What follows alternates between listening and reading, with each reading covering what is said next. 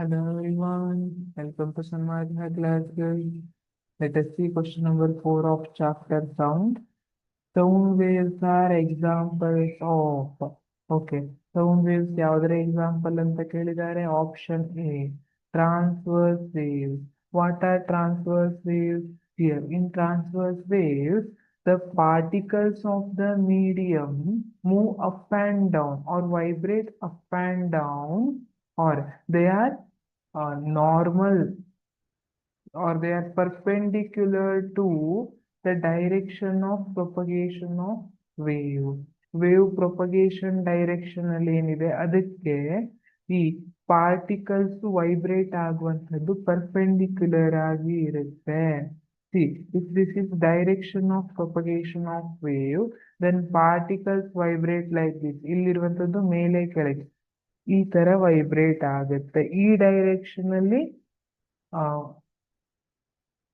Wave propagate ಆಗ್ತಾ ಇದ್ರೆ ಈ ಡೈರೆಕ್ಷನ್ ಅಲ್ಲಿ ಪಾರ್ಟಿಕಲ್ಸ್ ಆಫ್ ದ ಮೀಡಿಯಂ ಏನು ಆಡ್ತಾ ಇರುತ್ತೆ, ವೈಬ್ರೇಟ್ ಆಗ್ತಾ ಇರುತ್ತೆ. ಅದನ್ನ ಟ್ರಾನ್ಸ್ವರ್ಸ್ ವೇವ್ ಅಂತ ಕರಿತೀವಿ. Option B horizontal wave. Horizontal wave ಅಂದ್ರೆ ಲಾಂಗಿಟ್ಯೂಡನಲ್ ವೇವ್ ಅನ್ನ ಕೆಲವೊಮ್ಮೆ ಹೊರಿಜಾಂಟಲ್ ವೇವ್ ಅಂತ ಕರೀತಾರೆ, ಬಟ್ ಪ್ರಾಪರ್ ಆಗಿರೋ word longitudinal wave. Longitudinal wave ಅಲ್ಲಿ ಏನಾಗುತ್ತೆ, ಇದ್ರ ಅಪೋಸಿಟ್ ಆಗುತ್ತೆ. Here particles of medium are parallel to the direction of wave motion. Wave motion ಯಾವ ಕಡೆ ಇದೆ ಅದಕ್ಕೆ parallel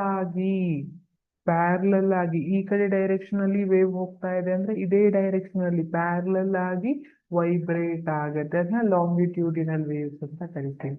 seismic waves are waves produced during earthquake time ಅಲ್ಲಿ ಏನ್ ವೇವ್ಸ್ ಪ್ರೊಡ್ಯೂಸ್ ಆಗಿರುತ್ತಲ್ಲ ಅದನ್ನ ಸೆಸ್ಮಿಕ್ ವೇವ್ಸ್ ಅಂತ ಕರೀತಾರೆ. So sound waves R examples of longitudinal waves.